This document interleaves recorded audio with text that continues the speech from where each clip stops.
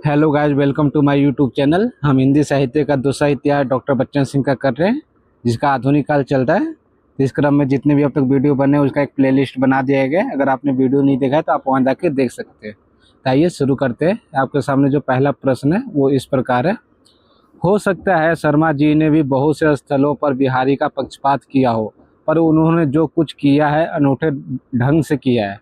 उनके पक्षपात का भी साहित्य मूल्य है। कथन है, आपको बताना है कथन किसका है। ऑप्शन है Acharya Ramchandra Shukla, option B Ramvilas Sharma, option C doctor Bachchan Singh और ऑप्शन डी डॉक्टर नगेंद्र। तो इसका आंसर क्या होगा? इसका जो आंसर होगा वो ऑप्शन ए सही होगा। ये आचार्य रामचंद्र शुक्ल का कथन है।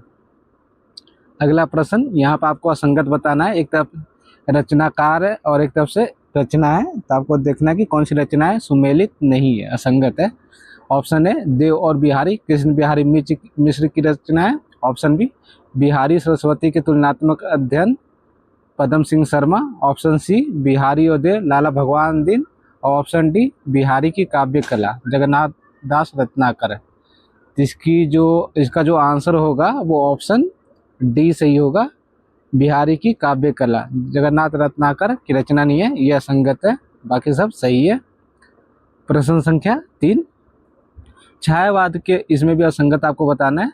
ऑप्शन ए है छायावाद के प्रथम प्रयोक्ता के रूप में मुकुटधर पांडे का नाम मिलता है। ऑप्शन बी हिंदी में छायावाद लेख में 4 किस्तों में जबलपुर से प्रकाशित होती है। ऑप्शन सी लेख श्री शारदा पत्रिका सन 1920 में प्रकाशित हुआ था। ऑप्शन डी छायावाद का प्रवर्तक सर्वसहमति से निराला को माना जाता है। तो इसका आंसर क्या होगा?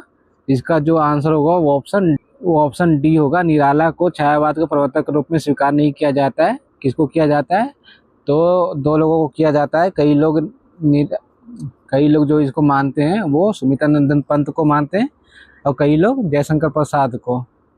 तो इसका जो आंसर होगा ऑप्शन डी सही होगा। अगला प्रश्न, प्रश्न संख्या 4, यहाँ पर छायावाद की परिभाषा दी गई है। आपको बताना है परिभाषा किस विद्वान की है। मानव अथवा प्रकृति के सूक्ष्म किंतु व्यक्त सौंदर्य में आध्यात्मिक छाया का भान मेरे विचार से छायावाद की सर्वमान्य व्याख्या हो सकती है। ऑप्शन है नंदुलारे Vajpayee, option B Jaishankar Prasad, option C आचार्य रामचंद्र शुक्ल और ऑप्शन डी महादेवी वर्मा। तो इसका आंसर क्या होगा?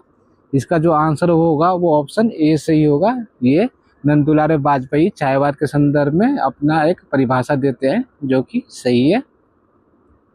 प्रश्न संख्या 5, यह आख्यान इतनी प्राचीन है कि इतिहास के रूपक का भी अद्भुत मिश्रण हो गया है।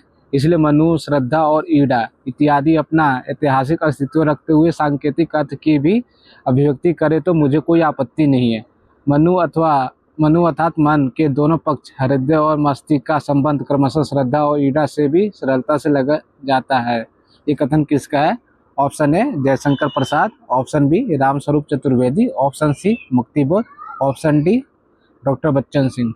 इसका जो आंसर होगा ये ऑप्शन ए सही होगा। जयशंकर प्रसाद कामायनी की भूमिका में लिखते हैं, इसलिए इसका जो आंसर होगा ऑप्शन ए सही होगा। ये कभी ऐसा होता है कि कथन पूरा ना दे के भी आधा दे दिया जाता है, इस विषय पर भी ध्यान देंगे। प्रश्न संख्या 6, इस विलक्षण कथा के संधान मात्र को मैं आधी या उससे अधिक कविता मानता हूँ। उनके मतानुसार कामायनी में कर्म का संदेश और वैराग्य मत का खंडन है। वे कामायनी के कारीगरों में विराटता का अद्भुत सौंदर्य रखते हैं। तो कामायनी के संदर्भ में ये कथन किसका है? ऑप्शन है Ramswaroop Chaturvedi, option B doctor Bachchan Singh, option C Ramdhari Singh Dinkar, option D Muktibodh. इसका जो आंसर होगा वो ऑप्शन सी सही होगा। ये रामधारी सिंह दिनकर की कथन है कामायनी के विषय में। प्रश्न संख्या 7, स्वयं निराला जूही की कली को अपनी प्रथम रचना मानते हैं जो 1916 में लिखी गई थी। रामविलास शर्मा भारत माता की वंदना 1920 को इनकी पहली प्रकाशित रचना मानते हैं। कथन है, इसका आंसर क्या होगा? ऑप्शन है Namvar Singh, option B doctor Bachchan Singh, option C doctor Nagendra और ऑप्शन डी विश्वनाथ त्रिपाठी। इसका जो आंसर होगा वो ऑप्शन बी सही होगा। डॉक्टर बच्चन सिंह का ये कथन है। इससे दो तथ्य निकल के सामने आते हैं कि जो निराला जो पहली रचना मानते हैं वो जूही की कली मानते हैं, जिसकी प्रकाशन वर्ष 1916 दिया है, जबकि रामविलास शर्मा जो है पहली रचना इनकी मानते हैं भारत माता की वंदना जो 1920 में थी। दोनों रचनाएं आप ध्यान देंगे प्रश्न संख्या 8, महाराज शिवाजी का पत्र, आवाहन, जागो फिर एक बार और बादल राग कविताएं संकलित है। आपको बताने की जो कविताएं हैं ये बहुत ही महत्वपूर्ण कविताएं निराला की, वो किस काव्य में संकलित है? Option A Anamika, option B Parimal, option C Geetika, option D Bela. तो इसका जो आंसर होगा वो ऑप्शन बी सही होगा, परिमल। ये परिमल में सब कविताएं संकलित है। तो जो भी प्रसिद्ध कविताएं हैं किसी भी रचनाकार की, तो उसको आप ये भी ध्यान देंगे कि कौन सी रचनाएं किस काव्य संकलन में संकलित है। प्रश्न संख्या 9, यदि स्त्री की ओर देखा जाए तो निश्चित देखने वाला कांप उठेगा।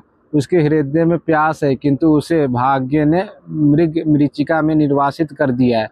उसे जीवन भर आदि से अंत तक सौंदर्य की हाट लगानी पड़ती है।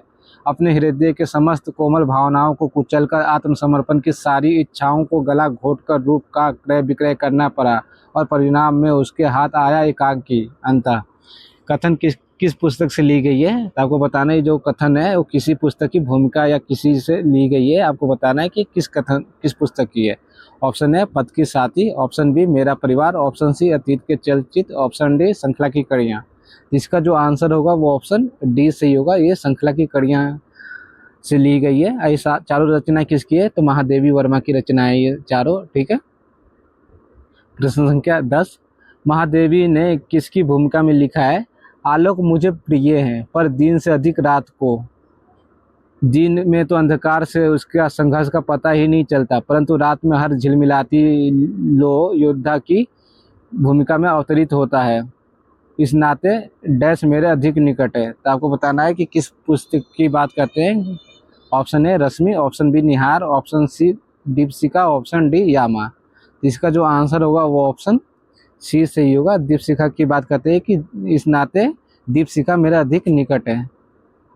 तो आज के लिए इतना ही। अगर वीडियो अच्छा लगे तो शेयर जरूर कीजिए। धन्यवाद।